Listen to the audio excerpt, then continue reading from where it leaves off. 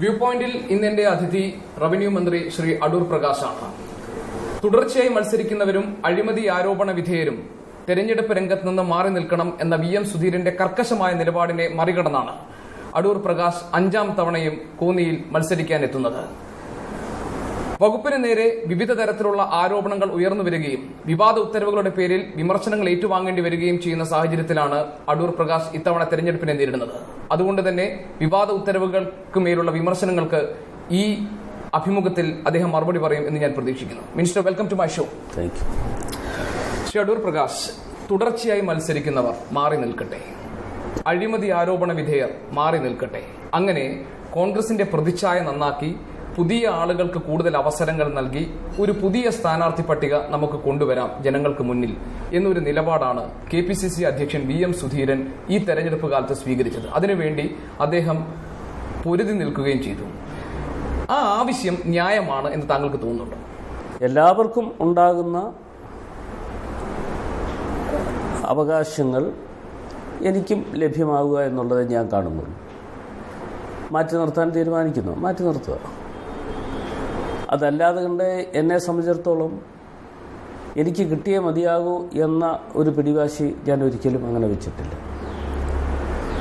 ഇപ്പോൾ ചില ആളുകൾക്ക് അതിനുള്ള അനുമതി കൊടുക്കുകയും മറ്റു ചില ആളുകളെ ഒഴിവാക്കുകയും ചെയ്യുന്നു എന്ന് പറയുമ്പോൾ സ്വാഭാവികമായും ഒരു പൊതുപ്രവർത്തകൻ എന്നുള്ള നിലയിൽ ഉണ്ടാകാവുന്ന മാനസിക വിഷമതകൾ ഉണ്ട് എന്ന് മാത്രമേ എനിക്ക് അക്കാര്യത്തെക്കുറിച്ച് പറയാനുള്ളൂ. അല്ല, ഇക്കാര്യത്തിൽ താങ്കൾക്ക് വേണമെങ്കിൽ TN പ്രതാപന്റെ പാത സ്വീകരിച്ച് മാറി നിന്ന് ഒരു മാതൃക കാട്ടാമായിരുന്നു. കാരണം 5ാം തവണയാണ് താങ്കൾ മത്സരരംഗത്തേക്ക് വരുന്നത് കോന്നിയിൽ. TN പ്രതാപന്റെ മാതൃക മാത്രം എന്തിനാണ് എടുക്കുന്നത്? അങ്ങനെയാണ് മറ്റു പലതും എടുക്കാനില്ലേ. ഞാൻ വീണ്ടും മത്സരരംഗത്ത് ഞാൻ വരണമെന്ന് കോന്നിയിലെ ജനങ്ങൾ ആഗ്രഹിച്ചത് ആ നിയോജകമണ്ഡലത്തിൽ എന്നെ വിജയിപ്പിക്കും എന്നുള്ളതിൻ്റെ അടിസ്ഥാനത്തിലാണ്. ഞാൻ ജനങ്ങളുടെ ഇടയിൽ നിന്ന് ഒളിച്ചോട്ടം നടത്തേണ്ട ഒരു വ്യക്തിയായിട്ട് എനിക്ക് ഒരിക്കലും ഫീൽ ചെയ്തിട്ടില്ല. പാർട്ടിയെ നയിക്കുന്ന വ്യക്തി എന്ന നിലയിൽ സ്വാഭാവികമായും VM സുധീരൻ ഈ തെരഞ്ഞെടുപ്പ് കാലത്ത് സ്വീകരിക്കുന്ന ഒരു നിലപാട് വിജയസാധ്യതയുള്ള എല്ലാവരെയും നമുക്ക് സ്ഥാനാർത്ഥി പട്ടികയിൽ ഉൾപ്പെടുത്തണം എന്നതാകാം. എന്നിട്ടും എന്തുകൊണ്ടാണ് അദ്ദേഹം താങ്കൾ ഉൾപ്പെടെയുള്ളവരുടെ കാര്യത്തിൽ ഒരു വിലങ്ങ് തടിയായി നിന്നത്? അതിന്റെ കാരണം എന്തായിരിക്കാം? കോൺഗ്രസിന്റെ അവസാനമായ വാക്ക് എന്ന് പറയുന്നത് ഓൾ ഇന്ത്യ കോൺഗ്രസ് കമ്മിറ്റി തന്നെയാണ്. ഓൾ ഇന്ത്യ കോൺഗ്രസ് കമ്മിറ്റി എന്നെ പാർട്ടി സ്ഥാനാർത്ഥിയായി നിയോഗിച്ചു. അത് അദ്ദേഹത്തിൻ്റെ കൂടെ സമ്മതത്തോടെയാണ് എന്ന് തന്നെയാണ് ഞാൻ പ്രതീക്ഷിക്കുന്നത്. ഞാൻ എൻ്റെ ദൗത്യം ഞാൻ ഏറ്റെടുക്കുന്നു. ഈ അച്ചടക്കമുള്ള പാർട്ടി പ്രവർത്തകൻ എന്നൊക്കെ പറയുമ്പോഴും VM സുധീരൻ സ്വീകരിച്ച ഒരു നിലപാടിനോട് താങ്കൾക്ക് കടുത്ത അമർഷവും എതിർപ്പും ഉണ്ടായിരുന്നല്ലോ. VM സുധീരൻ KPCC പ്രസിഡന്റ് എന്നുള്ളതിൽ അദ്ദേഹത്തിൻ്റെ അഭിപ്രായങ്ങൾ അദ്ദേഹത്തിന് തീർച്ചയായിട്ടും അതിന് വിലമതിക്കപ്പെടേണ്ടതാണ് എന്ന് തന്നെ ഞാൻ കാണുന്നു.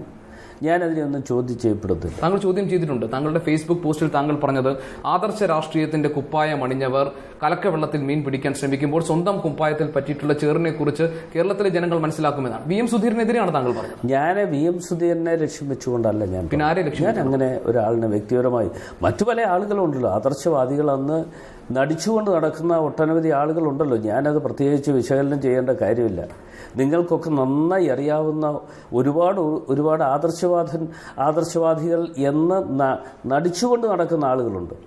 ഞാനങ്ങനെ അഭിനയത്തിൻ്റെ ഭാഗത്തേക്ക് പോകാറില്ല. ഇത്തവണ സ്ഥാനാർത്ഥിത്വം ലഭിച്ചില്ലായിരുന്നുവെങ്കിൽ പൊതുപ്രവർത്തകൻ എന്ന നിലയിൽ താങ്കൾക്ക് വേദനയുണ്ടാകുമായിരുന്നു എന്ന് പറഞ്ഞു. ഇത്തവണ സ്ഥാനാർത്ഥിത്വം ലഭിച്ചതിന് I ഗ്രൂപ്പിൽ പെടുന്ന ഒരാൾ എന്ന നിലയിൽ ഞങ്ങളെല്ലാം മനസ്സിലാക്കിയിട്ടുള്ള ശ്രീ അടൂർ പ്രകാശിന് ആരോടാണ് കടപ്പാട്? ഞാൻ അങ്ങനെ ഗ്രൂപ്പിൻ്റെ അടിസ്ഥാനത്തിൽ പറയുന്നില്ല. എനിക്ക് ഈ കാര്യത്തിൽ ഏറ്റവും കൂടുതൽ കടപ്പാട് കേരളത്തിൻ്റെ മുഖ്യമന്ത്രിയോടുണ്ട്. ഒപ്പം എനിക്ക് വേണ്ടി വാദിച്ച ആഭ്യന്തര വകുപ്പ് മന്ത്രിയുണ്ട്. മുഖ്യമന്ത്രി എടുത്ത ഒരു നിലപാട് കേരളത്തിലെ ജനങ്ങൾക്കെല്ലാം ഉത്തമ ബോധ്യമുണ്ട്.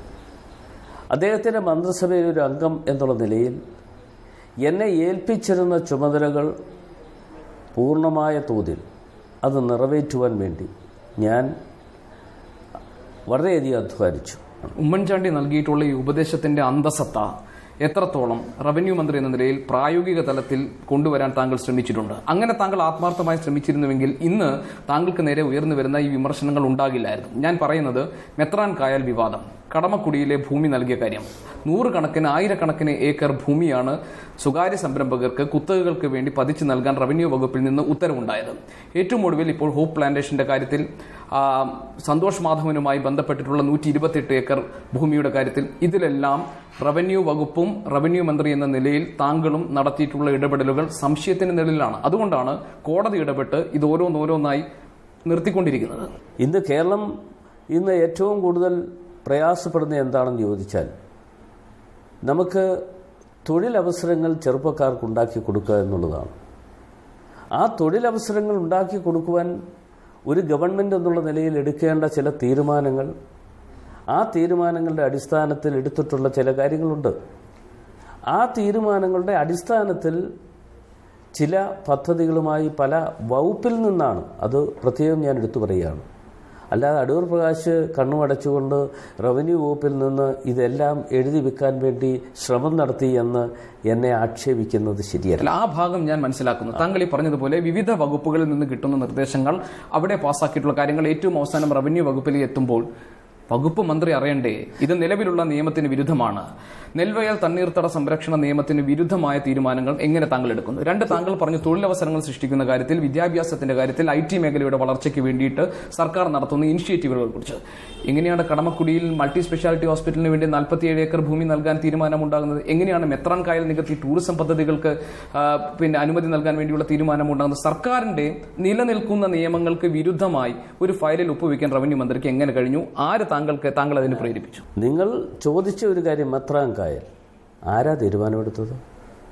ആ മെത്രാൻ കായൽ എന്ന് പറയുന്ന പദ്ധതിക്ക് അനുമതി കൊടുത്തതെന്ന് പറയുന്നത് LDF ഗവൺമെൻറ്റാണ്.